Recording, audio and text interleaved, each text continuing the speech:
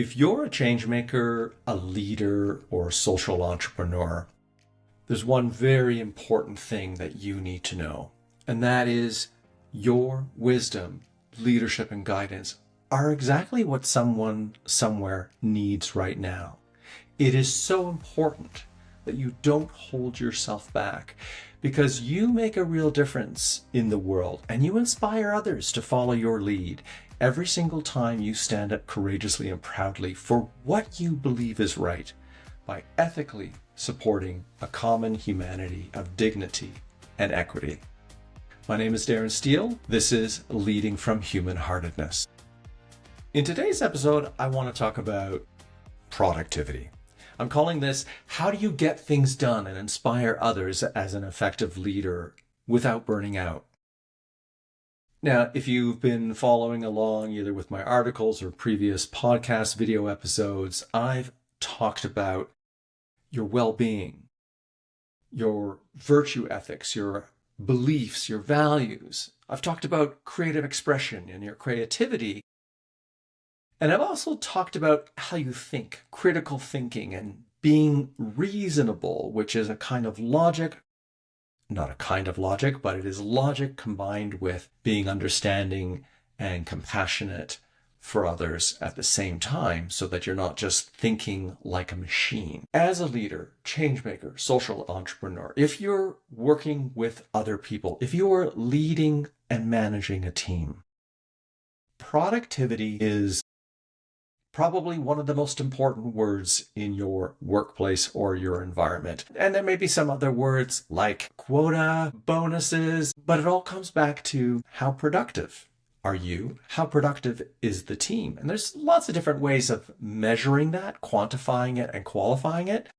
But we're not going to be looking at those things. We're going to be looking at how you actually deal with productivity that allows you to be a human-hearted leader, that allows you to feel at your best, be in your greatest power, meaning having the greatest amount of impact and influence, so that you can make a difference in the work that you do. So let me tell you a truth. Life and work are not about time management. Life and work are not about time management. Maybe you think, hey, hold on a second, Darren. When I go into work, I have deadlines for projects. I have meetings at these times of days. I have to get these things done. If this isn't done by this time, the shit's going to hit the fan. We might have budget cuts. We might have staff cuts. I might lose my job. Okay. I'm not saying that the time on the clock is not something we can completely ignore.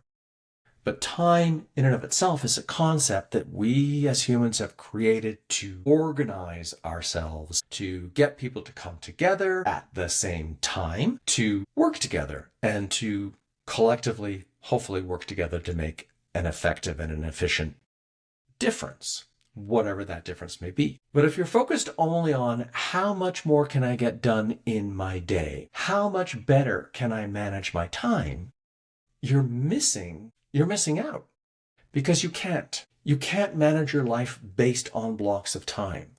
How you can manage your life is through what I call the 3 E's: your energy, your emotions, and your enthusiasm. And those 3 things work together. They're dependent upon and they influence each other. So you have low energy. What does that look like? And what do? Do you keep working? Do you force yourself to get things done? Or do you find a way to take a rest or go get some fresh air, change your environment by going outside and looking at the sky or looking at water if you're near water? Do you find a different way of doing a task or a different task that sort of lines up with the level of energy that you have so that you don't get even more exhausted? Now, what happens if you show up and your emotions are completely out of whack? You have no control of your emotions. Do you kid yourself? Do you lie to yourself and say, oh yeah, of course, I can think logically. I can look at this and think critically. I can also be reasonable.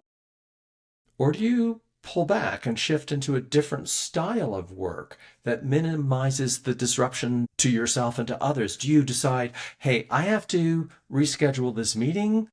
Maybe you don't say, because I'm feeling like an absolute a-hole right now and I don't want to talk to anybody.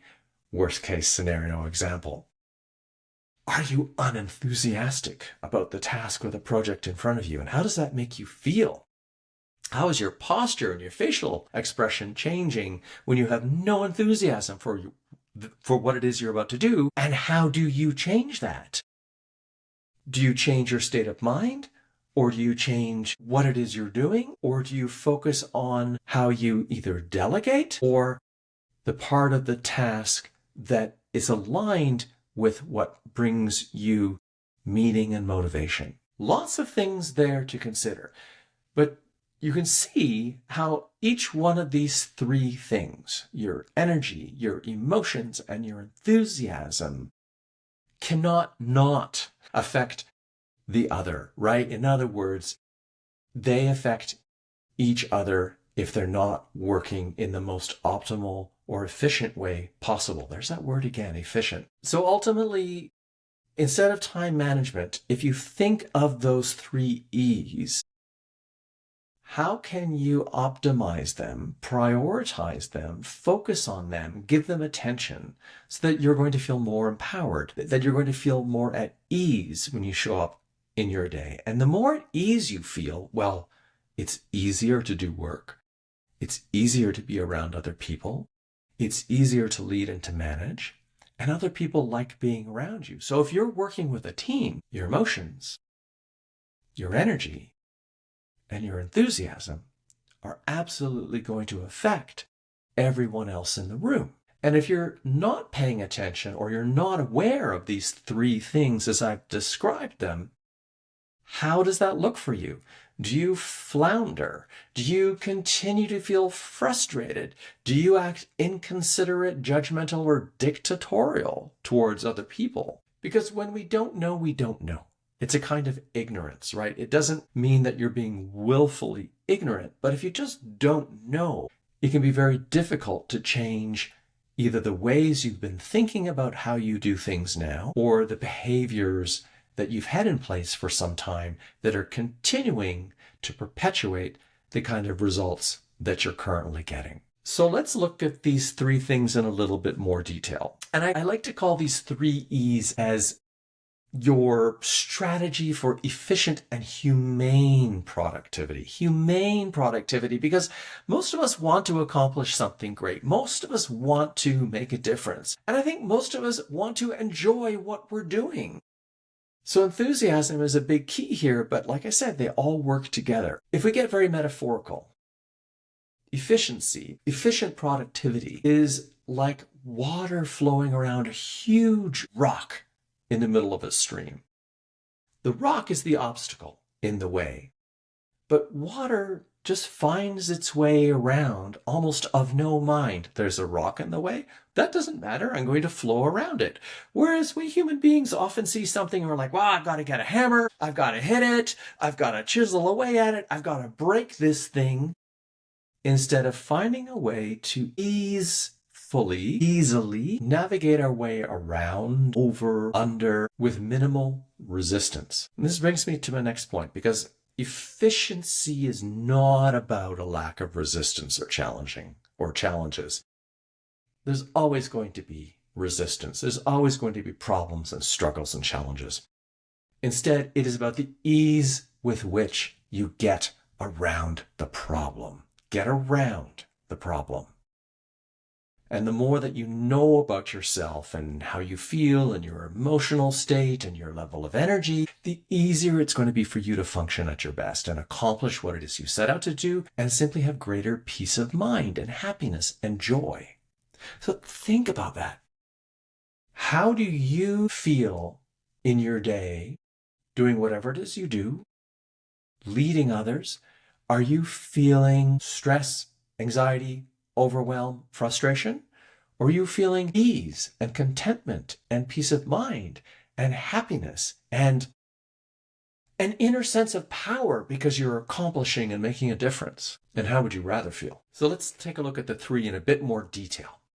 Energy. Yeah. We all have a limited amount of physical and intellectual and emotional energy every single day, and it's never the same, right? You have a great sleep, fine. You have a great sleep and Maybe like what happened today, you go out in the morning first thing and you're walking your dog, or whatever the story may be. The dog is eating a stick and then he starts choking and I panic because I'm not quite sure if he's breathing, because he's doing the open mouth as if he's going to hack, but he's not making a hacking sound. It's freezing cold outside. I take off my glove. I open his mouth. I try and get in there to see if something. Then I put my hand in the snow to get all the phlegm from him trying to cough up this piece of stick. And then my hand is burning because it's minus 15 degrees Celsius outside. I woke up feeling rested and happy and energetic. And in that moment, I was completely thrown off. Now, my energy was literally sucked out of me. This also affected my emotions, which we're going to get into a moment. And of course, it completely changed my level of enthusiasm. So you see, you can't affect the one without affecting all the others. But on my way home with my dog, I was just very consciously thinking through, this has been rectified. This wasn't a problem. I don't know exactly what was going on with him, but he's fine now. He's fine. So back to, we have limited physical, intellectual, and emotional energy for every single day, and it's never the same. Energy is something that you can manage, but time is not something you can manage. So you can do the things in your day to optimize your state of energy. You can do the things to make sure that you go to bed and have a good sleep. You can eat in a certain way that you're going to feel not full, not uncomfortable, not overtired. And when it comes to the effectiveness of doing work and how that relates to your energy, you can also look at when you do work at the different times of day. So we all do different types of work better at different types of day. There's creative work, there's deep intellectual work. Maybe you're having to write something, a communique for work. Maybe you have to do something very statistical or analytical using a spreadsheet. These are all different ways of thinking. Do you know when you do that kind of work best? Some people are very creative later in the day or in the evening. Some people are like, get me out of bed, give me a coffee, and I want to get in front of my computer and start writing. What is it for you? That's something you can control. That's something you can manage. So when you plan to complete your tasks or projects in your day based on the kind of energy and focus that's required that you know you are best at, you increase your personal efficiency. You increase your production, your income potential, your ability to lead, and the impact and the influence that you're going to have. Now, I don't want to go into detail on these things, but I want to tell you that your effective energy management depends on quite a number of variables. I've already mentioned time of day. And in that aspect of time that I said earlier is an illusion, there's how much time do you spend on something? Are you in flow state, or are you in a time crunch where you only have 55 minutes to do this task because you have a meeting at 10 o'clock in the morning? Your working environment. Are you working from home? Are you working in an office? Are you in an open space? Are you in a closed space? The type of work you're doing. I just talked about creative task, maybe writing, maybe doing something statistical or mathematical, or being in a meeting where you're managing people. The motivation that you have for the work that you're doing, your rest and recovery and nutrition all have an effect on your energy. Your state of mind. Do you meditate? Do yoga? Did you have a lovely evening with your partner and your animal or your kids the evening before? And then the people that are in your environment. All things to consider, some of which you might not be able to control, some of which you might be able to. So let's get into the next E, emotions. How easy is it for you to do something that you absolutely cannot stand? Something that you loathe? It's a stupid question, isn't it? Of course, it is so difficult to do something that you cannot stand doing. And what kind of emotions does that bring up in you? It probably makes you angry, at least for one emotion to identify. Conversely, if you can align your core emotional drives and desires with what it is you want to do, the goals that you have in mind, you're going to have an easier time and you're going to have more capacity to work with minimal friction, minimal tension, because you're going to have that mindset, that more open mind to deal with challenges when things don't go as planned. And when I say you're going to have the mindset, well, from a neuroscience perspective, that means we're going to be more in our human thinking, logical brain, as opposed to in one of our more reactive brains where we might be seeking social safety or security or comfort, or at worst, we're feeling under threat and stressed, and it's a fight, flight, or freeze kind of situation. So do you know what the triggers are? Can you pull yourself back before you react? Are you able to practice those things that optimize your state, your environment, your energy, that will make it easier to manage your emotions so you can be more in your desired emotional state? When you have emotional self-mastery, emotional intelligence, that's a prized leadership quality. When people look at you and admire your ability to be calm and have composure, even in difficult situations, they are inspired by you. They are inspired to follow your lead and to do better for themselves. That's a very impactful effect from taking care of yourself first to inspire others to follow your lead. Because emotions move you towards what you want, or they move you away from what you don't. So another way of saying this is what drives you moves you. So if you are moving in the direction of what you most want, you have greater efficiency, you have greater ease of getting to where you want to go. So the last E, enthusiasm. What is it? Enthusiasm is an intense and eager enjoyment and interest in whatever you're focused on doing. So I want you to be true to yourself. Be honest with yourself right now. How interested are you in the work that you're doing? How excited and eager are you to be the leader in your position, to be the change maker? What I'm not saying is that there are not challenges in the work that you do, but are you able to find interest in finding strategies or solution to those problems? Are you eager to show up to work to make that difference? You see what I'm saying here? One thing that for me is a big tip is that if I can find enthusiasm, if I can experience enthusiasm from doing work that increases my energy and emotional state earlier in the day, that has a huge effect on how things go for me in the rest of the day. So if I get up, maybe check an email, see a comment on an article, it's not something I like, woo, that really changes all of my 3 E's, right? But if I can do something that raises my level of enthusiasm, for me, that could be journaling. That's going out for a wonderful walk with my dog where something horrible doesn't happen. Exercise that just automatically gives me that dopamine release, those feel-good emotions. I'm going to have greater enthusiasm, which does diminish throughout the day. So if I can bring that level up, I'm already ahead of the game, if that makes sense.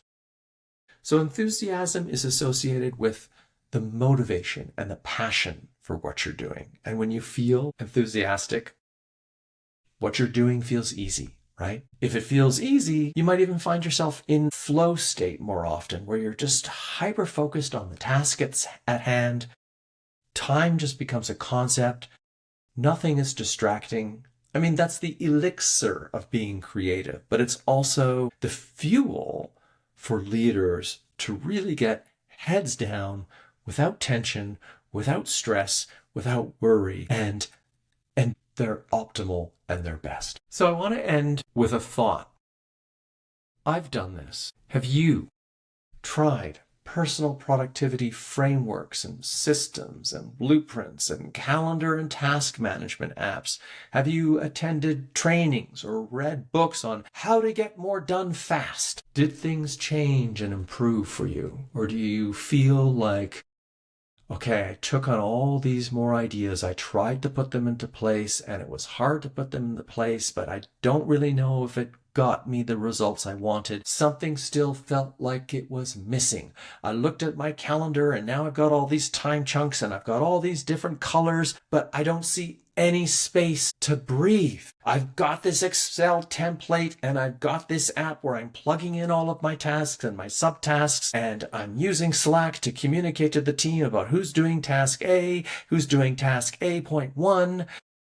But now I don't know what's going on. I'm not saying that those apps, those tools don't work, but maybe, just maybe, consider for a moment, in any of those productivity tools or trainings that you've tried, did they talk about the human? Did they talk about self-awareness, your energy, your emotions, and your enthusiasm? Because think about what makes a building stand. Yeah, sure, it's the concrete pillars that go up the building that everything attaches around. Most important are the foundations. The deeper, the more well-constructed the foundations that are dug into the earth, that bring support, that support everything above it, that building is going to stand the test of time. It's going to weather earthquakes, all kinds of disruptions. The same thing in your life. If you are not aware of how to best manage your energy, your emotions, and your enthusiasm, it doesn't matter what other external digital tools or trainings you put into place. Once you have your 3 E's, I want to say control, but that's not really it. Once you're aware of how you best function by taking care of and cultivating and being aware of your energy, emotions, and enthusiasms, that creates already the greatest ease for you to show up, be the best leader you can be, to have the greatest amount of influence and impact, and then everything else